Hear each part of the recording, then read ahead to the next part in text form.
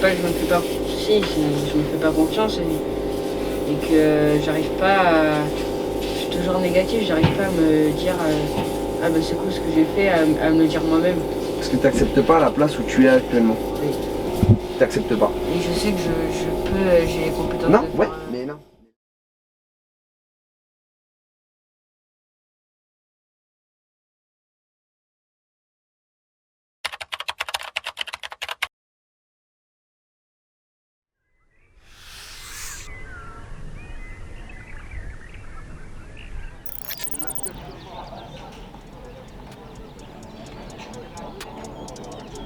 C'est à quelques pas de Rouen, à Anneville, en Bourville, pour la deuxième étape du championnat de France mini-GP que la KF 78 a posé bagage le temps d'un week-end.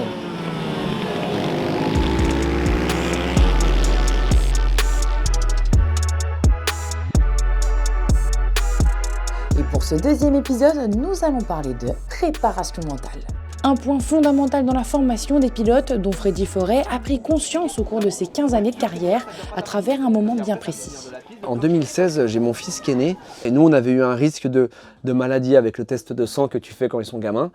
Et pendant un mois, qu'on a dû attendre les résultats parce qu'en fait, ils devaient faire un second test parce qu'il y avait un doute sur une maladie. Pendant un mois, on a vraiment flippé en tant que parents. Et pendant ce temps de stress, j'avais quand même mon boulot de pilote moto. Donc j'avais des courses.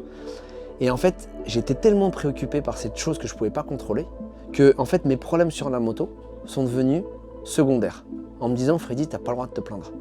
Maintenant, donne-toi à 100% et tout ça. La course qui a suivi ce moment, j'ai fait une excellente course. Après, on a eu la fin du résultat qui a dit qu'il n'y avait aucun problème. Donc là, le soulagement. Mais là, je me suis dit, attends, il faut que je continue à avoir cette mentalité-là. Et donc, j'ai fait le bol d'or, j'ai fait un super bol d'or. Et là, je me suis dit, mon cerveau me protège. Et en fait, il ne veut pas prendre de risques parce que je ne veux pas faire de bêtises et tout. Donc quand j'ai été voir ma psychologue, la première fois, j'ai dit, bah voilà, en fait, je viens parce que je me suis rendu compte que je me protège. Je suis capable de faire mieux, mais je suis en train de me protéger par peur de mal faire, par peur de décevoir et tout ça.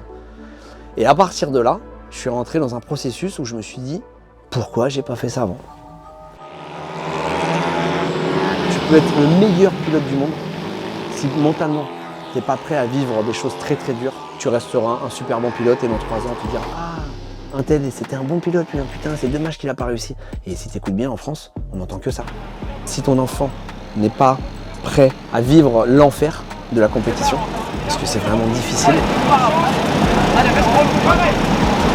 s'il n'est pas prêt à accepter que tu peux te faire battre et toutes ces choses-là, en fait, t'avances pas. J'estime que c'est 50-50, donc ça veut dire 50 préparation mentale, 50 talent, technique sur la moto, physiquement et tout ça. On a des pilotes aujourd'hui, j'estime qu'ils ont un niveau, il y en a énormément, c'est des niveaux qui sont extraordinaires. Mentalement, j'estime que peut-être qu'on en a un ou deux, où mentalement il y a quelque chose, mais les autres, ils ont énormément de travail. Pour cela, l'académie est épaulée par Maxime Reyes, ancien ingénieur télémétrie en MotoGP et désormais préparateur mental après une reconversion professionnelle il y a 3 ans. Et il accompagne donc les pilotes pour les aider à progresser. Ça dépend pas de toi en fait. C'est vrai qu'il faut que tu t'adaptes. Donc, c'est hyper intéressant de travailler avec les enfants. Dans le sens où il y a beaucoup de créativité, il y a beaucoup de confiance. Et souvent, chez les adultes, en fait, il va y avoir une phase où on va identifier des mécanismes qui sont en place, qu'il va falloir déconstruire. Alors qu'avec les enfants, on part plus d'une feuille blanche. Les choses sont encore hyper simples. Et en fait, ils acceptent d'expérimenter des choses de manière hyper naturelle. À l'instar de Milan Maltese, âgé de 9 ans, c'est le plus jeune de la troupe, alors il a tout à apprendre. Milan, ce qui est le plus dur, c'est qu'ils sont d'une famille qui ne viennent pas de la moto et qui n'ont pas fait de sport à haut niveau. Donc en fait, ils découvrent tout de A à Z. Mais ça, c'est définitivement un désavantage, mais c'est pour ça que j'ai voulu prendre Milan super tôt. Plus on les habitue tôt, plus ils impriment. Même si à un moment donné, c'est pas forcément sur le moment présent, on ne voit pas la différence. Si on leur dit les choses à faire dans le sens qu'il faut, à 9 ans, s'ils n'ont pas encore imprimé, je sais pertinemment qu'à 11 ans, 12 ans, pendant 3 ans, ils auront entendu ça, ça va marcher.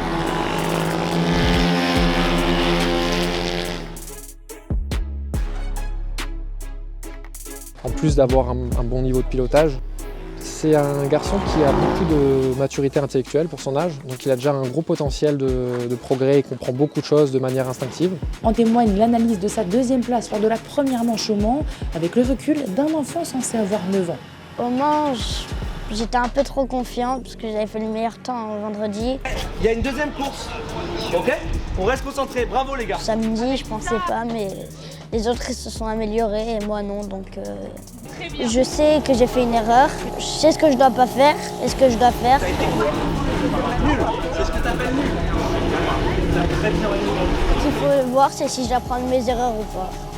Il faut réfléchir des fois quand même un peu. Même s'il ne faut pas trop réfléchir, il faut quand même un peu réfléchir. Parce que attaquer bêtement et se donner à fond, ça ne sert à rien. Il faut se donner à fond au bon moment, au bon endroit. C'est comme si je m'épuisais dans une ligne droite, ça ne sert à rien. J'ai attaqué bêtement et j'ai perdu toute mon énergie. C'est pour ça qu'à la fin de la course, vers les derniers tours, je me suis fait distancer. Pour voir simplement les choses, c'est qu'il a besoin d'avoir un maximum d'expérience. Et en fait, quand ça se passe bien, il faut qu'il temporise. Et quand ça se passe mal, il faut qu'il accepte que c'est le jeu. Et qu'en fait, ça va continuer à faire comme ça de tout le temps. En fait, qu'il y a des marches qui sont plus hautes que d'autres. Et il faut l'accepter. Cette image de marche fait partie des nombreuses allégories utilisées par l'équipe pour expliquer facilement un sujet parfois délicat aux pilotes. C'est vachement puissant effectivement les métaphores. Quand on parle de stress ou de tension, tu vois, par exemple dans le corps, on imagine que c'est une bouteille qui pourrait se remplir ou un récipient qui pourrait se remplir d'un liquide. Et tu vois, quand le récipient est complètement plein, il n'y a plus de place. Quand tu rajoutes du liquide, en fait, ça déborde. Ça se traduit par exemple, des tensions musculaires qui vont impacter le pilotage. Tandis que si l'enfant, en fait, il a des techniques pour vider ce récipient, et il a à nouveau une capacité pour accueillir des émotions, des stress ou des prises de risque. Si le chrono n'est pas encore venu, c'est tout ça que tu l'as déjà mis dans ta poche, c'est des choses que tu vas pouvoir utiliser. Tu comprends ? C'est ça ton travail en fait de pilote. On imagine une carrière, c'est comme une randonnée où il faut ramasser un maximum de cailloux. Soit tu décides de prendre que des beaux cailloux, le problème c'est que tu vas mettre longtemps à remplir ton sac. Soit tu décides de prendre tous les cailloux, même les pourris. Les pourris, c'est des chutes, c'est des erreurs, des moments difficiles à vivre. Mais si tu mets tout dans ton sac à dos, tout va te servir pour demain. Par contre, si tu prends que les victoires, ou les belles places, ou les belles bagarres, mais par contre les autres, tu les vires, ton sac à dos il va pas se remplir et tu vas mettre beaucoup plus de temps à réussir. Donc oui, on essaie de faire des petits trucs simples pour qu'ils comprennent que oui, aujourd'hui tu vis quelque chose de mal, mais c'est important que tu le vives à 10 ans. Parce que comme ça, à 14 ans ou 15 ans, quand tu vas le vivre sur une course qui sera beaucoup plus importante, et en fait, tu auras cette expérience que tu l'as vécue pendant 3 ans. Ces cailloux négatifs prennent parfois trop de place chez certains et peuvent être nocifs, comme pour le numéro 60, catégorie 190, Marius Réissy, qui a commencé la compétition la saison passée. Quand tu as un échec, il faut se servir de cet échec pour grandir. Et en fait, Marius, il se servait comme cet échec pour se détruire en fait. Parce qu'il allait trop loin. Il y a des moments, il a fait des crises de panique l'année dernière. À un moment donné, j'ai failli lui dire, tu pars pas à la course. Tellement il avait envie de bien faire. D'accord, donc tu t'inquiètes pas. Moi, c'est plutôt arriver à gérer ce truc-là et arriver à grandir avec toujours avoir cette patience en plus que les autres parce que c'est dangereux, parce qu'il a moins d'expérience que les autres, quoi. Désormais une notion intégrée, Marius est impressionnant par sa détermination et son dévouement. Relâche-toi, là t'as progressé.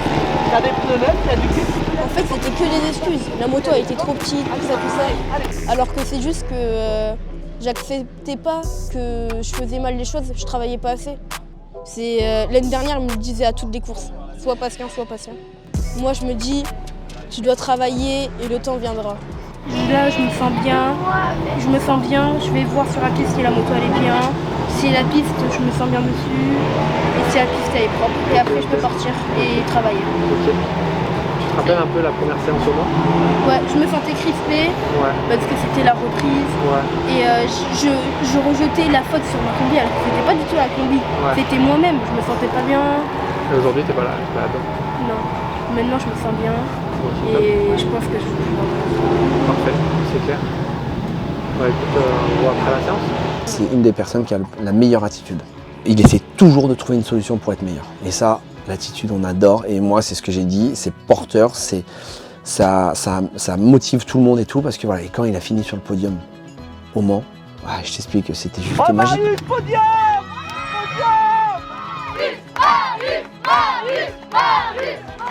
C'est lui-même, il disait non mais moi non mais j'ai fait. La compétition peut te réserver des moments inoubliables, comme des moments inoubliables, mais dans le mauvais sens. Toi.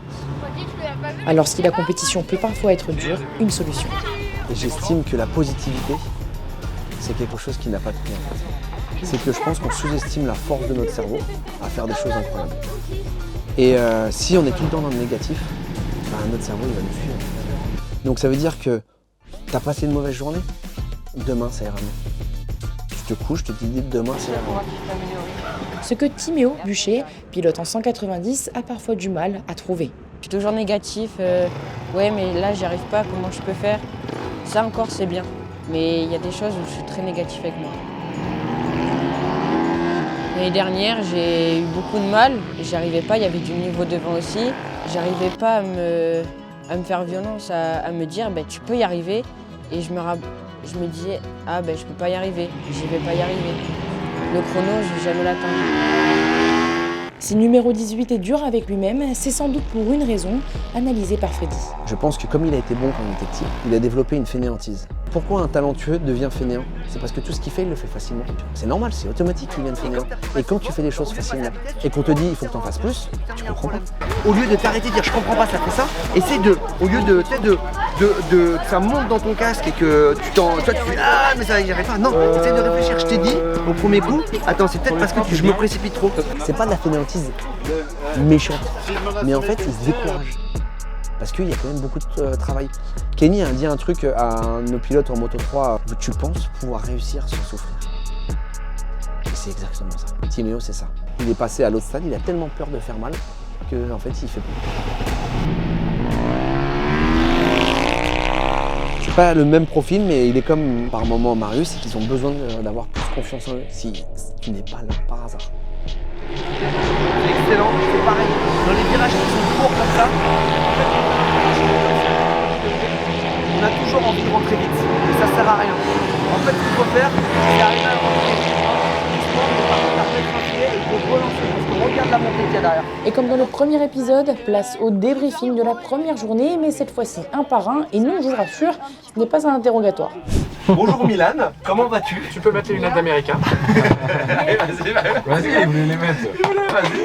Alors Milan, on te demande un truc parce que toi, t'es le champion du monde à nous dire ce qu'on a envie d'entendre. Donc on s'en fiche, ne nous impressionne pas, n'essaye pas de nous faire bien, c'est juste ce que tu ressens ici. On veut savoir ce que tu... Okay. Bah, je suis content de ma journée parce que j'ai réussi à redescendre un peu la tête et à faire des choses que j'avais commencé un peu à perdre. Et j'ai réussi à faire des bons chronos à la fin de la journée. Les chronos, t'avais fait combien en ville l'année dernière fois pour ta journée? Je crois une 4, 5. Ouais. Et là t'as fait une de 5. Quel est ton objectif de demain? Bah, c'est de gagner la course. Ce soir, quand tu prendras un temps avant de te coucher et tout, sur le plan, tu vas essayer de nous dire où est-ce que tu penses que tu peux gagner du temps. Dans quel virage et comment tu vas faire pour le gagner. Okay. Bah tu sais quoi, on apprécie quand tu parles pas... Tu parles pas pour juste nous faire à l'américain, là, de bon oui, moi j'essaye de me donner mon maximum. Ça sera bien pour les conférences de presse. Lui il va être bon, lui, quand il va parler aux journalistes, il va dire laisse tomber, il y a bateau qui arrive. Bateau. Ah mais t'as un plan, c'est bien. Très bien, très bien. Et bah on te souhaite à tout à l'heure. C'est bien. Tu nous fais monter quelqu'un d'autre? Ok. Et pense à l'exercice de ce soir, hein, pour savoir où est-ce que tu peux gagner du temps. T'as l'impression quand tu rentres. Mais oui, là ça fait peur. On leur met la pression. La sentence sera fatale. Surtout ne stresse pas. Oh Titi! Bon alors, comment s'est passée ta journée? T'es content, t'es pas content? Je suis content dans l'ensemble. J'ai mis trop de temps à vraiment me faire plaisir pour après attaquer. L'objectif, ce matin, c'était passer en dessous des 58,5, donc j'ai réussi. Mais j'ai vu que Johan et Nolan, ils avaient réamélioré, donc faut que demain je passe minimum au moins les 57. C'est pas que je me fais pas, je me fais pas confiance et que j'arrive pas à... Je suis toujours négatif, j'arrive pas à me dire ah ben c'est cool ce que j'ai fait, à me le dire moi-même. Parce que tu n'acceptes pas la place où tu es actuellement. Oui. t'acceptes pas. Et je sais que j'ai les compétences Non, de ouais, faire, mais non, tu prends 1 seconde 7, par le plus rapide, ok? Et bah commence par te dire, ok, ma place c'est 1 seconde 7. Maintenant je veux progresser. Donc je vais me dire, demain je vais me rapprocher à 1 seconde, peut-être, tu vois? Ça veut dire que tu te rapproches à 1 seconde. Et quand tu seras à 1 seconde, tu vas dire, bah maintenant c'est mon niveau à 1 seconde, donc maintenant je vais essayer de monter à 7 dixièmes, à me rapprocher à 7 dixièmes. Et comme ça. Mais là le problème c'est que dans ta tête, tu voudrais passer de 1 seconde 7 à te battre pour eux pour le podium. Je vais faire une grande étape et ça sert à rien. Non, non, c'est pas que ça sert à rien, c'est que c'est impossible. Je sais où je peux les trouver facilement. Voilà. Bah tu. Non, non, non, non. Parce que j'aurais Non, fait- non, non, t'as dit facilement. Non. Non. Ça veut dire que tu aurais dû déjà le faire alors si c'était facile. Tu vois? C'est pas facile. Il y a un Maël, il en peut plus là. Bac de moto. Il est débridé, regarde. Regarde, il a une tête, il en peut plus quoi. Et pense à faire le plan et nous dire où est-ce que tu penses gagner pour demain. Oui, j'ai déjà tout noté. Bah tu relis bien et pour être sûr de toi pour demain. Comment va Marius? Je me suis beaucoup remis en question. Ok. Et je trouve que j'ai bien travaillé. Ok. En objectif de classement pour demain? Top 5. En qualif? Ouais, top 5. Et en course? Essayer de prendre une place. Prendre une place pour gagner 2 points encore.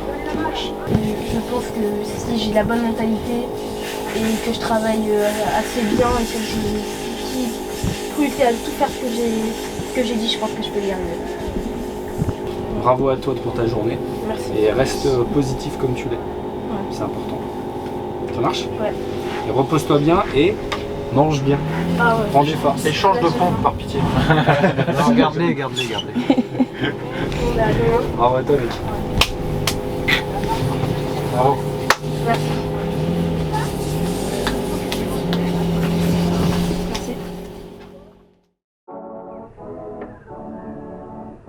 Le soleil se lève doucement sur le circuit Lucien Lebray en ce jour de course, mais avant, place aux qualifications.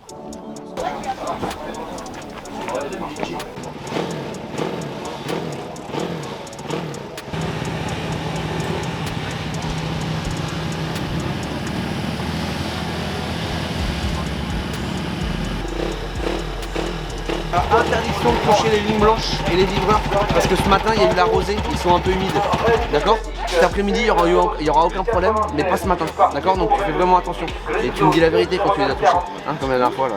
La dernière fois, je sais qu'ils m'ont dessus, mais j'ai pas senti qu'ils étaient Ah ouais. Mec, tu le drifts et tu le sens pas. Bon, fais attention à ça, ok? Allez. Amuse-toi. En 115, Milan impressionne ses coachs en signant la pole position. Et chaque tour, le numéro 95 attaque de plus en plus.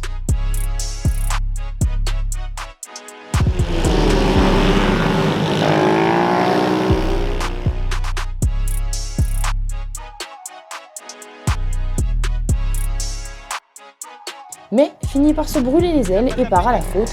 Heureusement, plus de peur que de mal. Quand t'as eu peur, il me dit oui. Et je dis content, il me dit grave, j'ai fait une 6, il me dit. Et il avait le sourire jusqu'à là. C'est bon ça. Du côté des 160, aucun n'est parvenu à battre le chrono de Masson.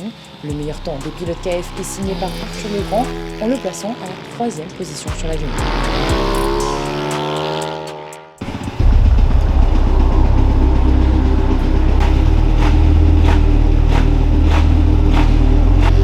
Pour la plus grande catégorie où les 2 autres protagonistes du week-end se trouvent, il faut composer avec de nouveaux pneus, ce qui peut un peu perturber parfois. Ça va, je te l'ai dit. Là, tu penses à tes pneus. On est ta moto. Regarde, c'est la qualif. Hein? Regarde, ils sont en train de jeter ton maintenant, tu roules.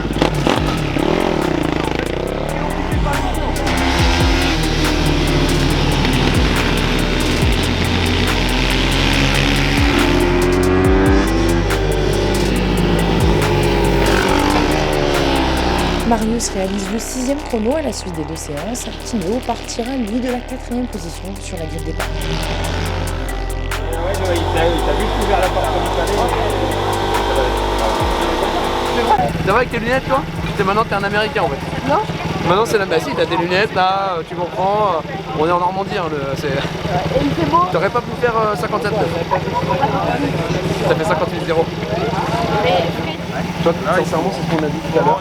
Et de la manière où ta séance, tu progresses à chaque séance. Donc franchement, tu aurais pu faire 57. Mais ta construction, sachant que je ne connaissais pas la piste, la construction du week-end, elle est vraiment bonne. Continue comme ça. Maintenant, demain à la course, ça va aller vite. Donc il ne va pas falloir attendre trop longtemps. Il va vraiment falloir faire toujours le meilleur temps.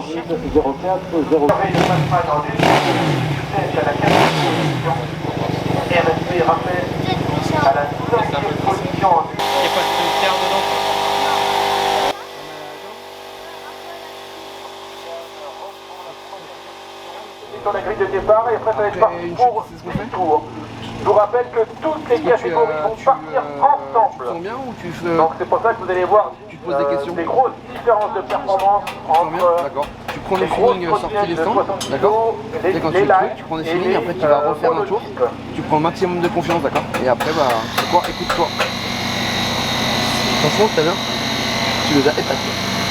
C'est rare que tu dis ça. C'est rare au revoir. Franchement tu as fait du bon boulot et c'est comme ça qu'il faut que c'est comme ça que ça marche, d'accord. C'est que comme ça que ça marche. Si tu prends des risques, bah tu fais des erreurs mais c'est normal parce que tu apprends, mais tu prends des risques. Et ça c'est génial.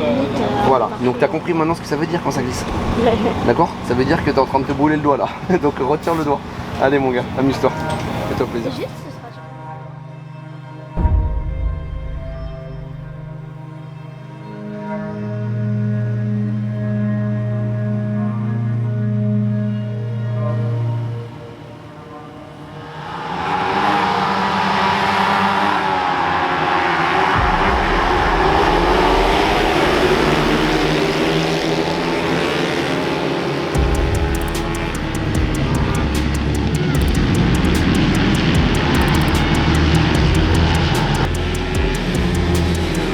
Mauvais départ, Milan Maltese perd les avantages de sa pole position et se retrouve 5e après quelques virages.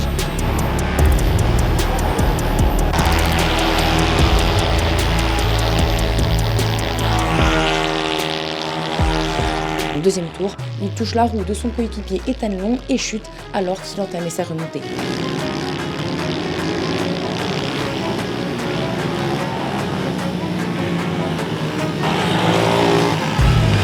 De retour en piste, il repart dernier à un tour de leader.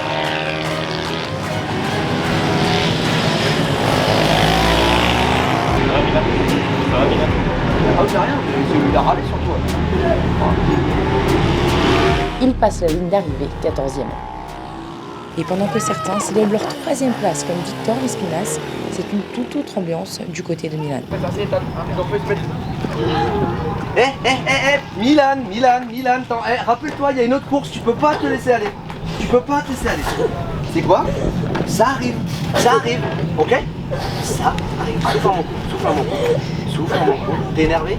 T'es frustré? Il y en a une deuxième. Pense à ça. Il y en a une deuxième, d'accord?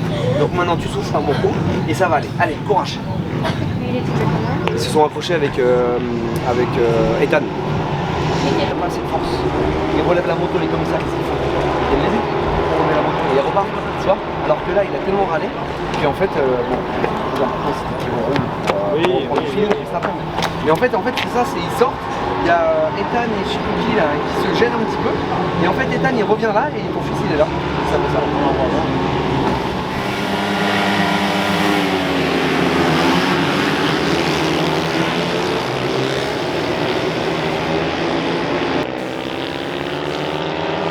En course 2, Milan se ressaisit et calme le jeu.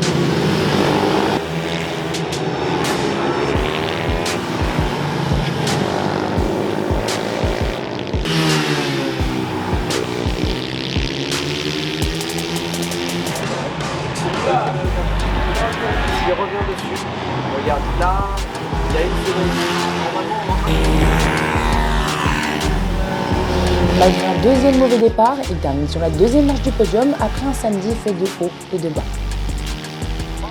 Franchement c'est cool. Ouais, parce que là je parle après une chute, il voulait pas l'avouer, mais quand tu t'en mets une et que tu tiennes, qu'il n'y a rien qui marche, c'est bien que tu fasses une réaction. Parce que c'est cool. Là il a une seconde, en plus il est complètement raté au départ.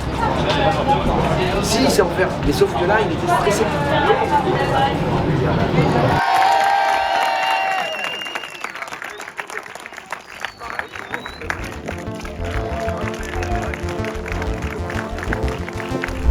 En première course, Ethan Long franchit la ligne d'arrivée deuxième devant son coéquipier Victor Lespinasse. Long remporte la deuxième manche, Lespinasse est quatrième. Et avant de finir avec Marius et Timéo, parlons des 160 où les courses étaient bien mouvementées.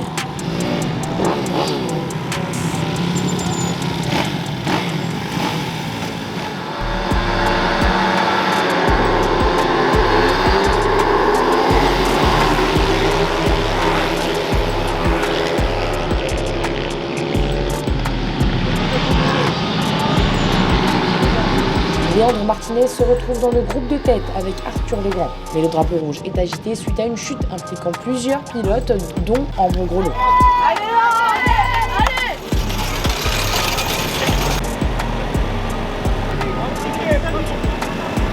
La course repart pour 11 tours, mais un deuxième drapeau est sorti.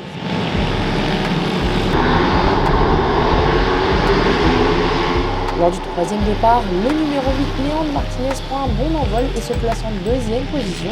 Il la conserve jusqu'au drapeau à gagner.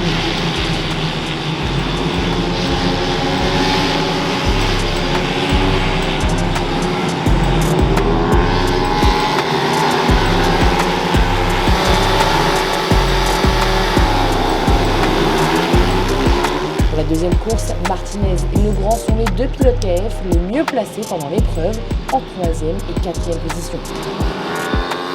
Léon conserve sa position et monte de nouveau sur le podium.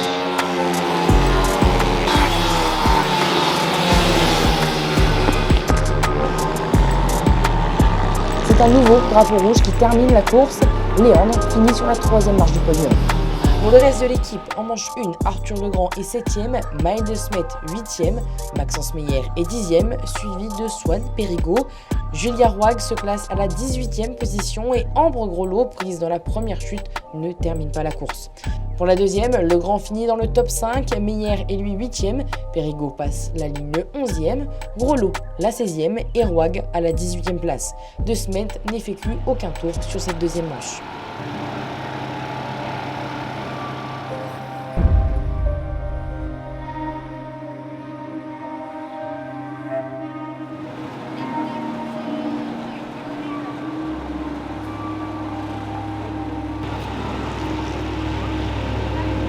Au départ du tour de chauffe, tu essaies d'être performant sans prendre de risques. D'accord? Ne prends pas de risque.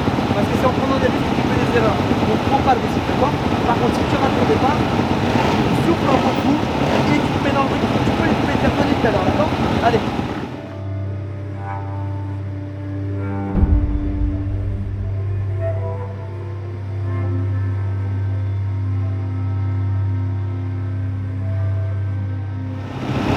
Comme d'hab, tu lâches rien, d'accord? Et quand tu es devant, tu te concentres sur ton chrono, il doit descendre. Ta seule préoccupation, c'est le chrono quand tu es tout seul devant. Et après, si tu es avec les autres, bah, sois stratège, ok? Allez.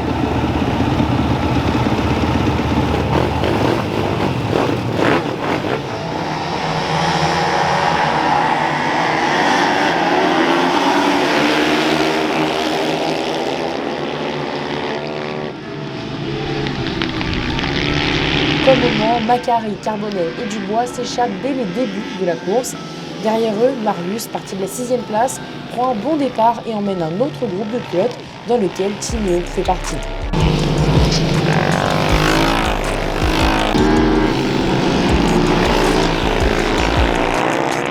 Le 18 ne parvient pas à trouver de solution et décroche la 6e place. Pendant que Giulia Fogni menace la 4e position du 60, qu'il tient tout de même. Devant, Nolan Macari remporte la course après une bataille avec Dubois et Carbonel. Du côté de Marius, on est satisfait de la course.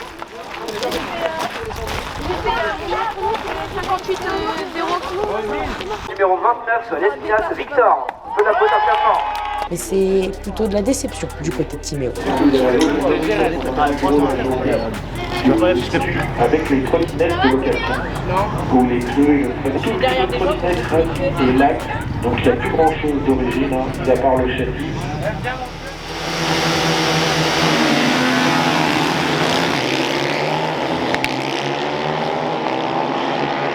reprend les mêmes et on recommence pour le deuxième départ, à la différence de Buchet qui est meilleur sur cette deuxième manche et qui se hisse à la 5e position à la fin de l'épreuve. Marius continue sa progression et se place toujours à la 4e place. T'as vu, il a fait 57 hein. Ouais. Au début de l'année, il était là. Et là,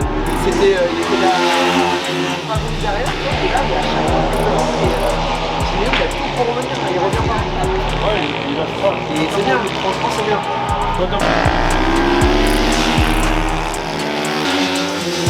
Devant, le trio infernal fait le spectacle. Tristan Carbonel a cette fois-ci le dernier mot et pas ce dernier, le premier.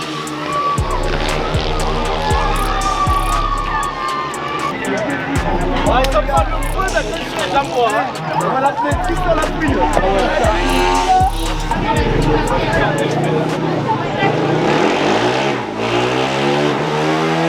Combien?